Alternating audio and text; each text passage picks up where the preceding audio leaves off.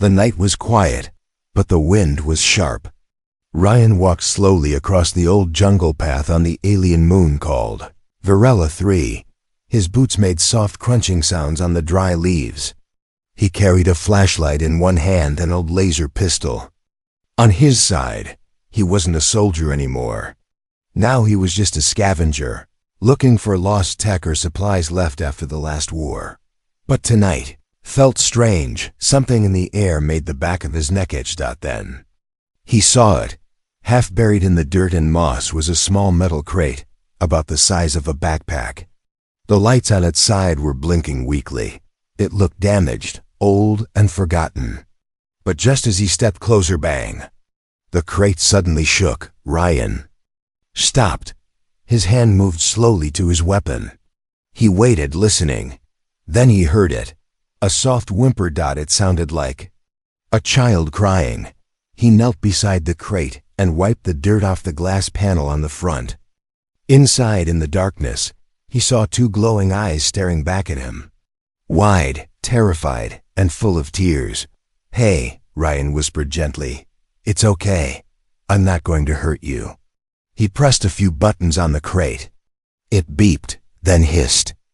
As the lid slowly opened, the smell of fear hit him, sweat, dirt, and something sweet like flowers. The small creature inside crawled backward, shaking. It was a tiny alien girl, no taller than a large cat. Her skin was light blue, her hair soft and white like snow. Her arms hugged her knees, and she wore a torn cloth that looked like a dress.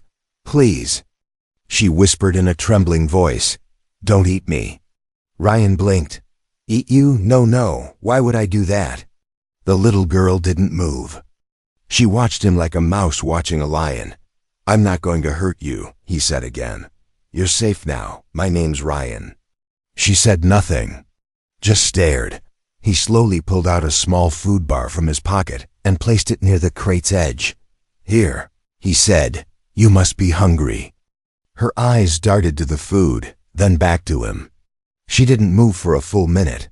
Then, slowly, like a wild animal, she reached out and grabbed the bar. She unwrapped it quickly and ate it in small bites, as if she thought someone might snatch it away. Ryan watched in silence. She was so small.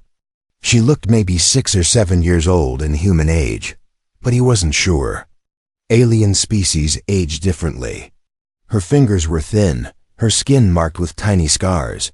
"Where are your parents?" he asked softly. The girl looked down and whispered, "Gone." He sighed and sat down on a rock nearby. "Do you have a name?" She looked at him for a long moment before answering. "Lena.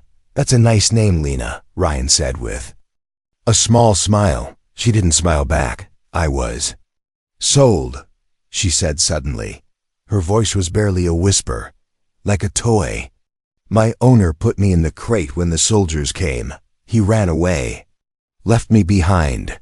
Ryan felt his jaw tighten. "Those bastards," he muttered. Lena curled up in the crate again. "I thought when someone found me, they'd cook me. Or sell me again." Ryan stood and gently closed the crate lid halfway, not to trap her, but to block the cold wind.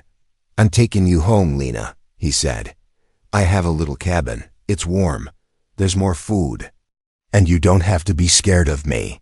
"Why?" she asked. He looked at her seriously. "Because no one should be left in a box to die, not even the smallest alien girl."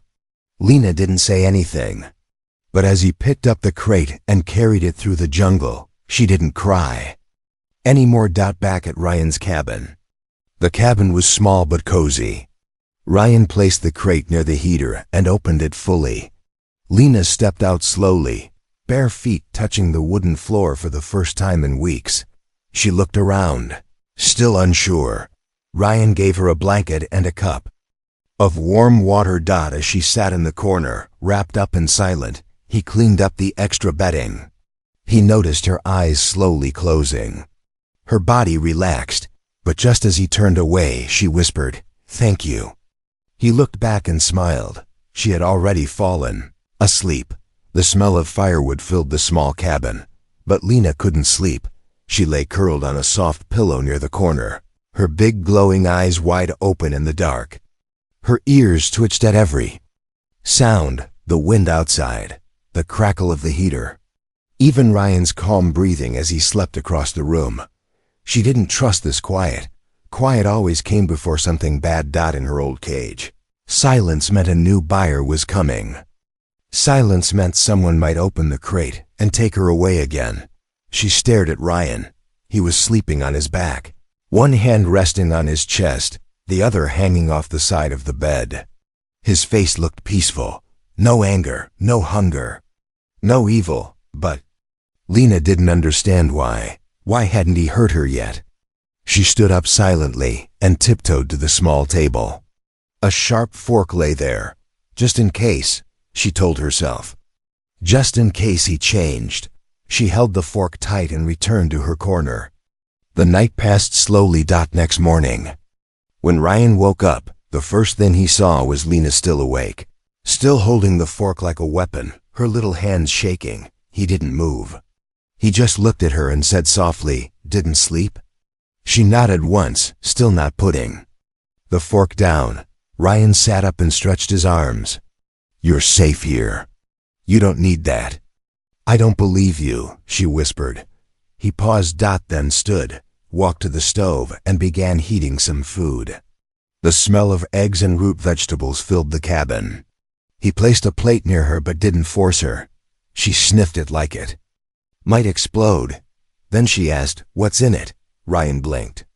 "It's just food, vegetables, eggs, no meat. No alien parts?" His face softened. "Of course not." She stared at him, confused. "But humans eat meat." "They eat animals, not all humans," he said calmly. "And we don't eat people, or tiny aliens." Slowly, she placed the fork down. She picked up a small bite of food, sniffed again, then nibbled. Her eyes lit up. "It's warm," she said in surprise. "Real food is never warm." Rand sat down across from her and gave a half smile. "You've really had it rough, haven't you?"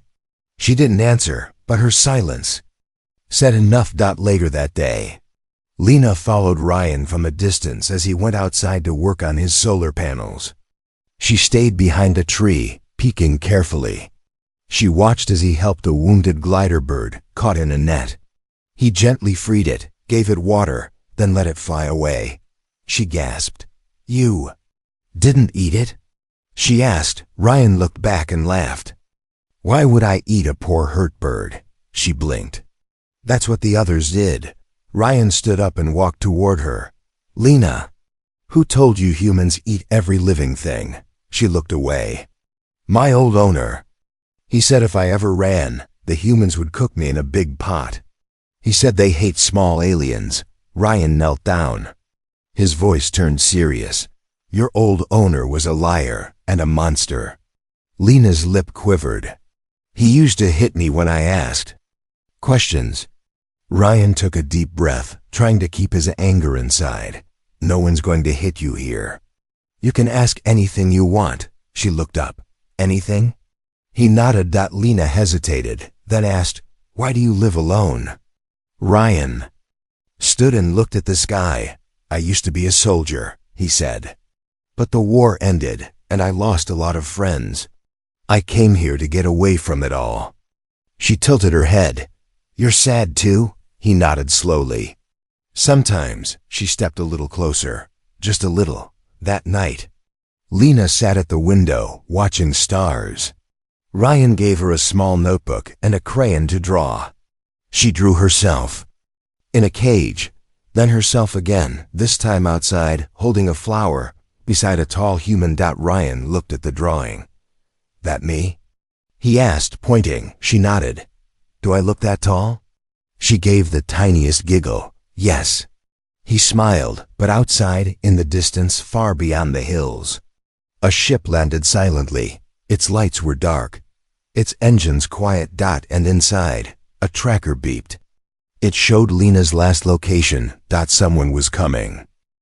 Lena did something she had never done before. She fell asleep, not from weakness, not from fear, but because, for the first time in her life, She felt safe.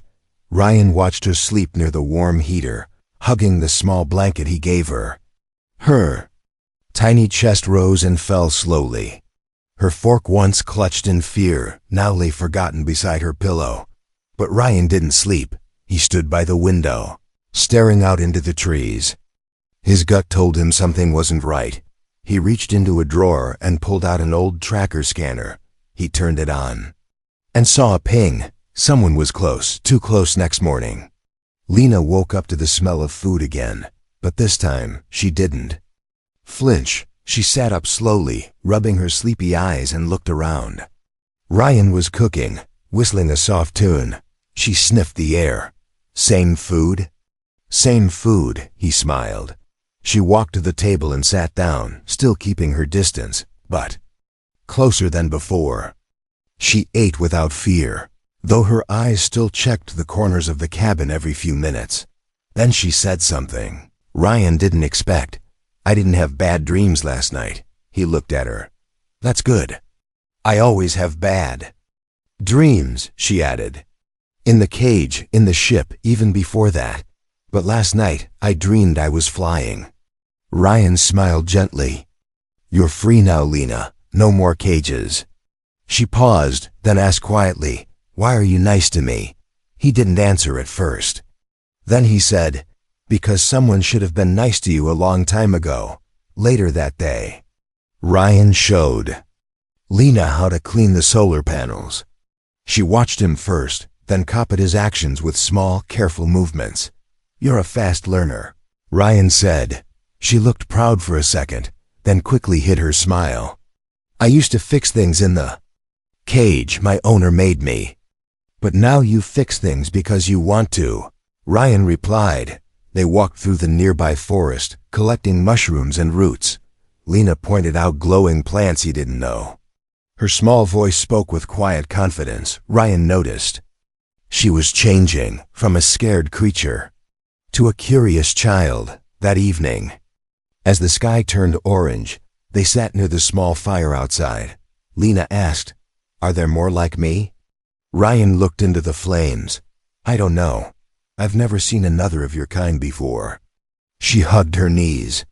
Sometimes I hope. I'm not the last, but sometimes I hope I am. So no one else feels this pain. Ryan looked at her, surprised by how deep her words were. You're strong, Lena, he said. She shook her head. No, I'm just small, he smiled. Even the smallest light can guide someone through the darkest forest. She stared at him. Then, very slowly, she scooted closer to his side and leaned against his arm, but far away. The alien ship moved. Again, a hunter stepped off, scanning the ground. The tracker beeped louder now. She's near, the hunter said through his mask. The last mini-unit. The command wants her back. His partner grunted.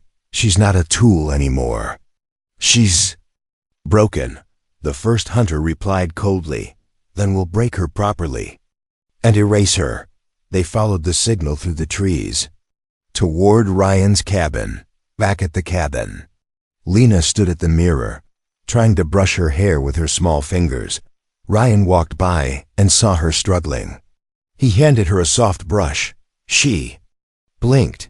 You have a brush just for me? He nodded. I bought it yesterday from the trader. Her eyes welled with tears. Not of fear, not of pain, but something she didn't understand yet. Thank you, she whispered. You're welcome. Then, for the first time, she smiled. Truly smiled.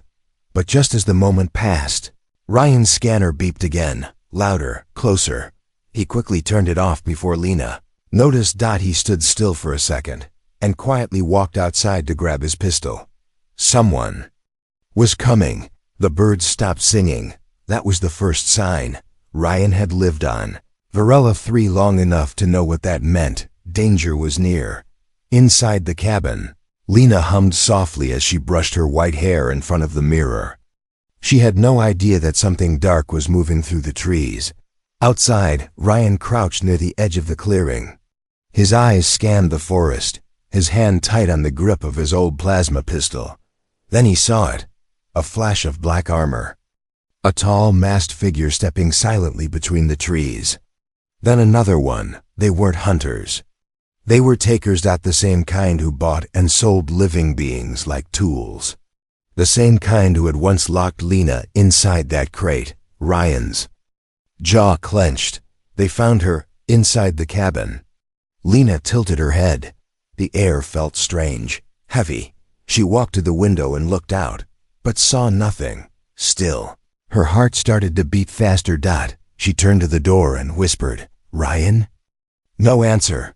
She opened the door slowly and found him standing just outside, staring at the woods. She stepped beside him and followed his gaze. Then she saw them two figures, fully armored.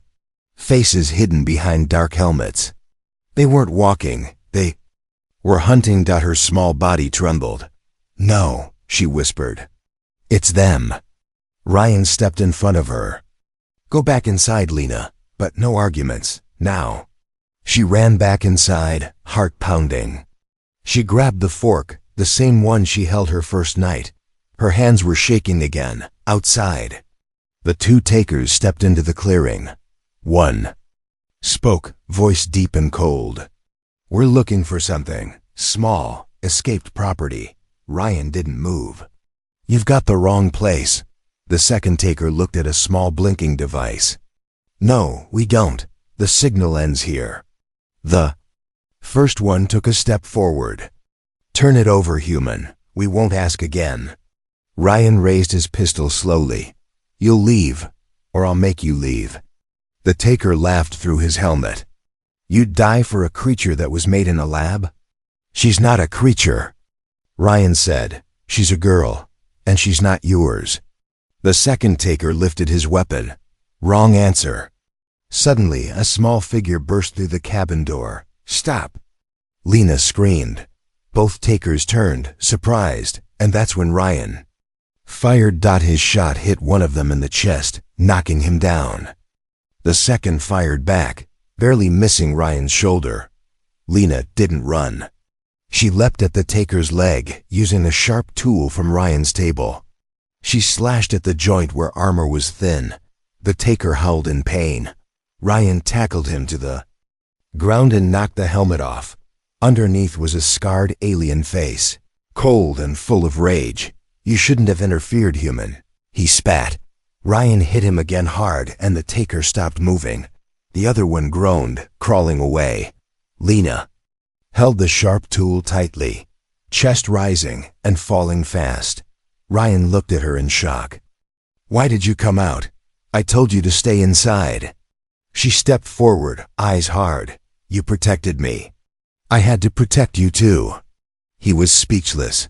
She dropped the tool and ran into his arms. Later that night, they buried the unconscious takers deep in the forest. Ryan disabled their ship's tracker and hid it far from the cabin. Back at home, he fixed a few cuts on Lena's hand. "You were brave today," he said softly. She looked at him. "I was scared." "Bravery means doing something even when you're scared," he replied. She smiled, then said something that made his heart ache. "I'm not a tool. I'm not a pet. I'm me." Ryan nodded. "Yes, you are. And you're not going back into any crate, ever again." But in the back of his mind, Ryan knew this wasn't over. If two came, more could come next. The cabin was quiet again, too quiet, but Lena couldn't stop shaking. Not from fear this time, but from something deeper. Something new. For the first time in her small life, someone had stood up for her. Someone had fought to keep her safe, and now she wanted to do the same for him. The next morning, Ryan stepped outside with tired eyes and a bruised arm. The battle with the takers had left him sore, but alive. The alien bodies were gone, buried deep in the woods. Lena sat on the edge of the bed, staring at the doorway like a little guardian. "You didn't sleep?" Ryan asked. She shook her head. "I watched the door." He smiled. "That's my job." She looked down. "Not anymore. Now it's mine too." Ryan crouched beside her. "You don't need to protect me, Lena." "Yes, I do," she said quietly. You're all I have." Later that day, Lena followed Ryan outside as he worked. On the fence around the cabin, she carried a toolbox almost as big as her body, refusing help. Ryan noticed something new in her eyes' purpose. "I want you to teach me," she said. "Teach you what?" He asked. "To fight, to defend, like you." He raised an eyebrow. "You sure?" She nodded. "I don't want to be scared anymore." He hesitated, then said, "All right. But we do it my way, slow, careful, safe." She nodded again, more firmly this time. So the lessons began. Over the next few days, Ryan taught her how to hold small tools, like weapons. How to spot danger, how to move quietly, how to hide when hiding was smarter than fighting. Lena was a quick learner.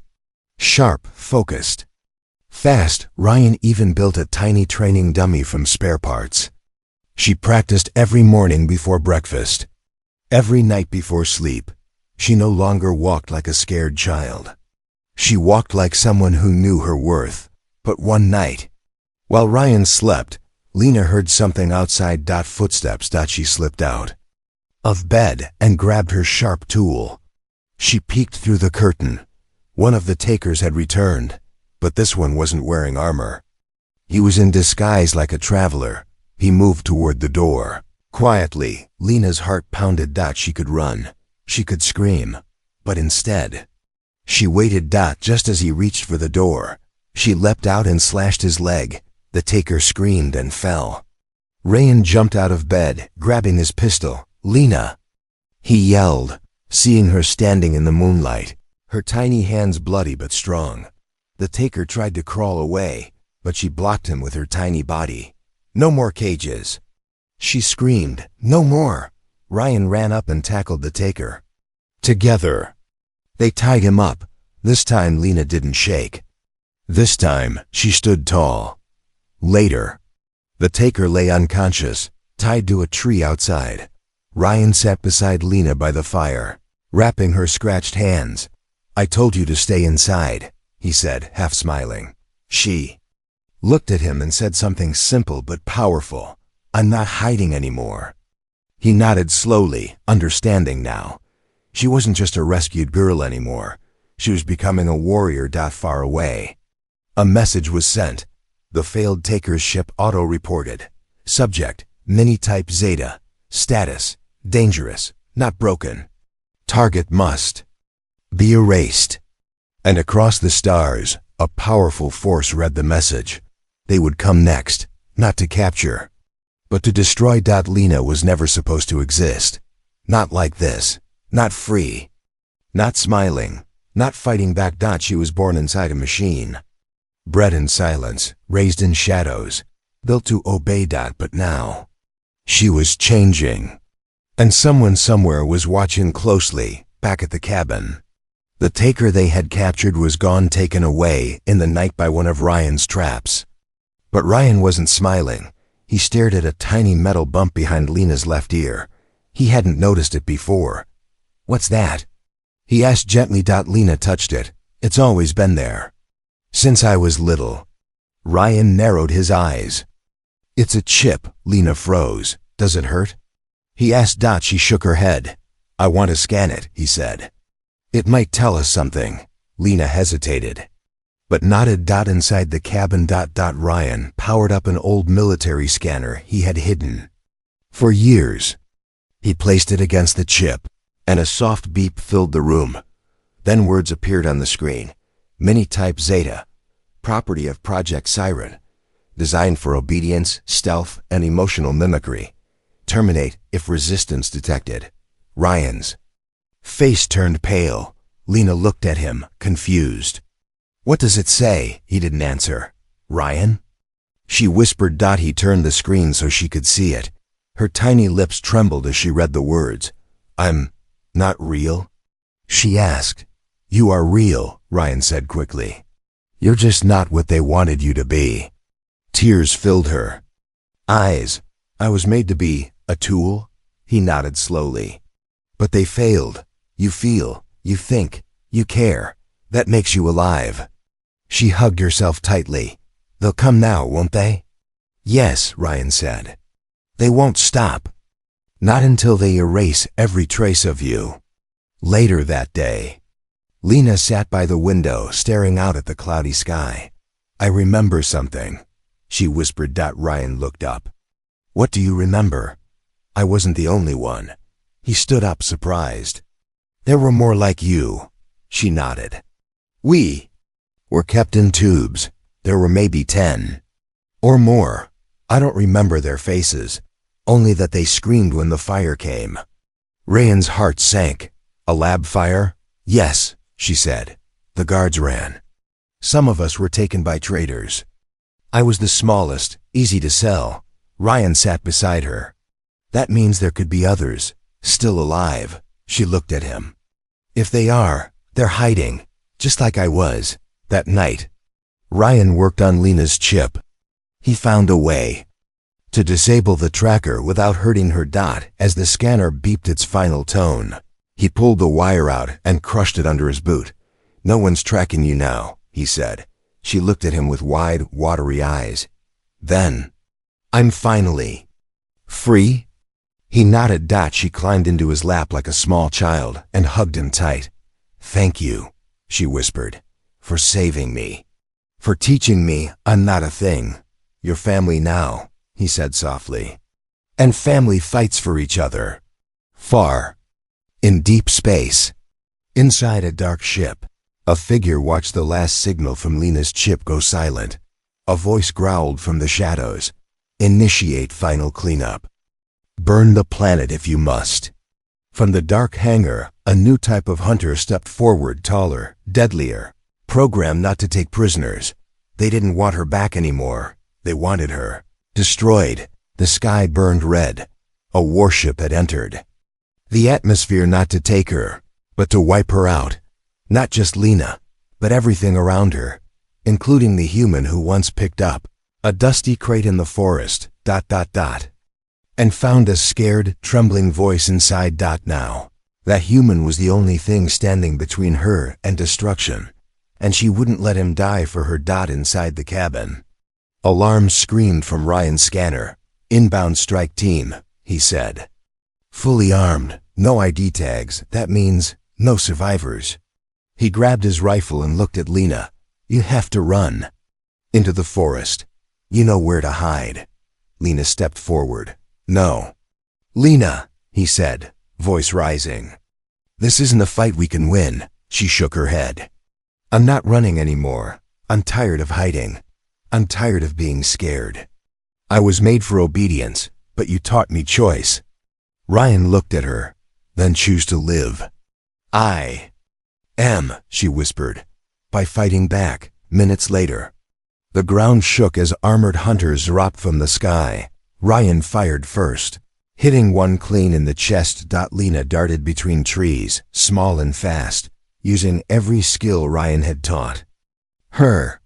She set traps, used tools, and led 2 of the hunters into a ravine where they fell and didn't rise again.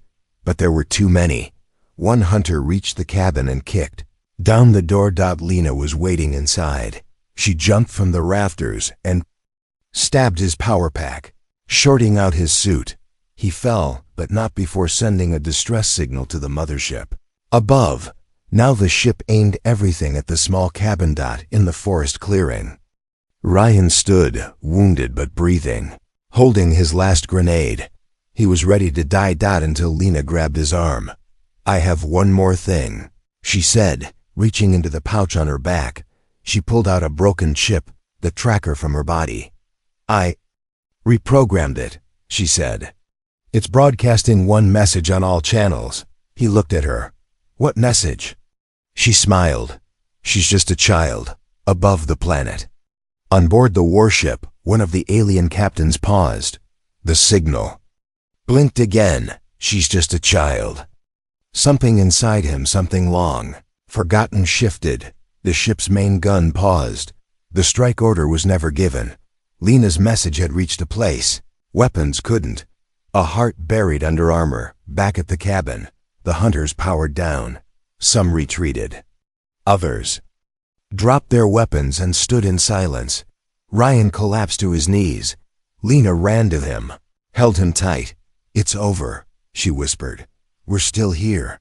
He looked into her glowing eyes, weak but smiling. "You saved us." She shook her head. "No," she whispered. "You saved me first. And I saved you back.